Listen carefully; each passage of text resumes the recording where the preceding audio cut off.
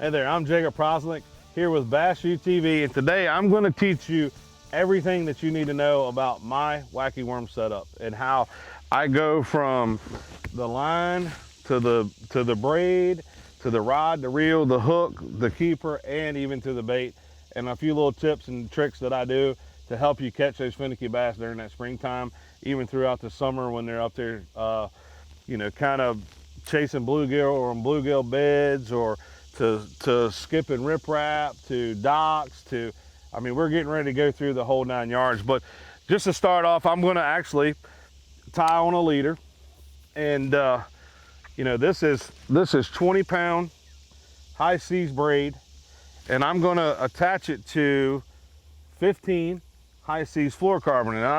And right now I can already understand, well, I thought he always used light line. No, I do not.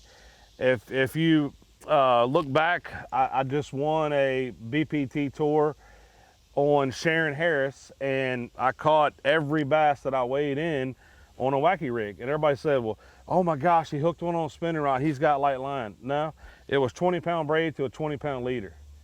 You know, so that's just a little tip that you can do. A spinning rod is just not for light line. You know, it's for heavier line. And you know, if anybody's watching at home, I know you're just watching Ultimate Match Fishing. Same thing at Ultimate Match Fishing. You know, everybody thought, even Joe Thomas, when I'd hook one, he'd say, oh my gosh, he's got it on real light line. You know, it's a giant bass, really light line. Negative, I had it on 20-pound braid and 20-pound leader. So you can horse them fish and get them out. The only reason I use a spinning rod for this situation is I want to be accurate.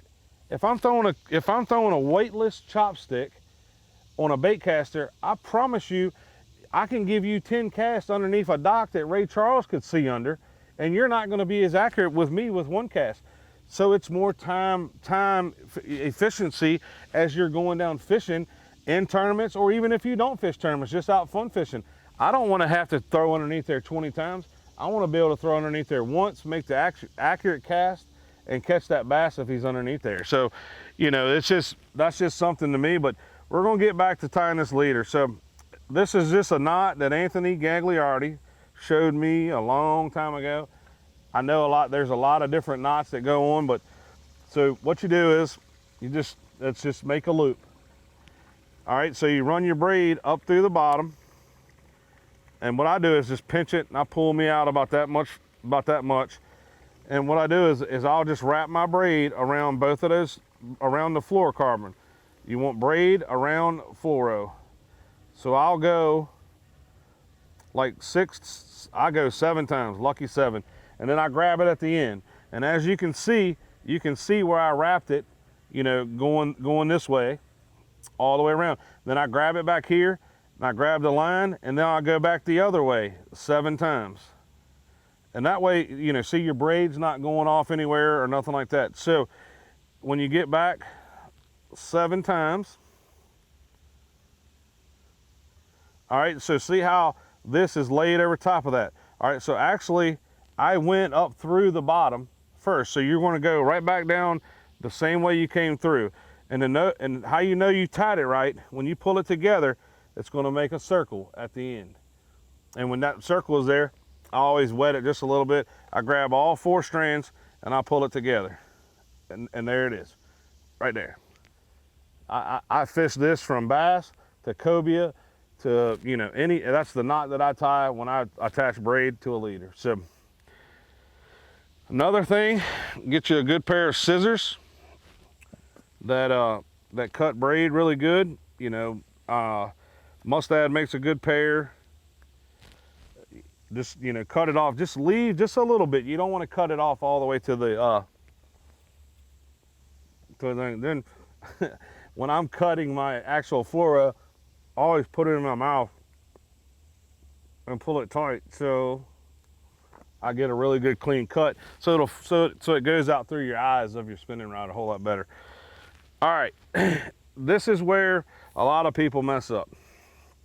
All right, so I always reel my knot till it comes through this eye, and then I go to my reel like this and cut the line.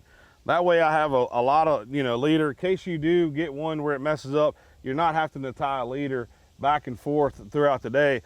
Most of the time I can fish with this all day. I don't have to retie my leader, and I still have enough leader. If I do get one that'll scars my my line up or something like that. All right, Mustad stinger hook. This is the baddest hook that there is for when it comes to wacky worm. This is a size 1/0, and it's just for these like bigger kind of chopstick baits, V&M chopsticks. This is what I throw. The reason is they're a little bit harder. They sink slower. A lot of the baits have a lot of salt in them and stuff like that. And in those situations, they sink out of the strike zone. It's Mike Iaconelli. This is Bass U TV. Here's what's awesome about Bass U TV. You get the top instructors. Real tools that help you catch more fish consistently. And that's why you want to check out Bass U TV. Join the Bass U family. Welcome to Bass U TV.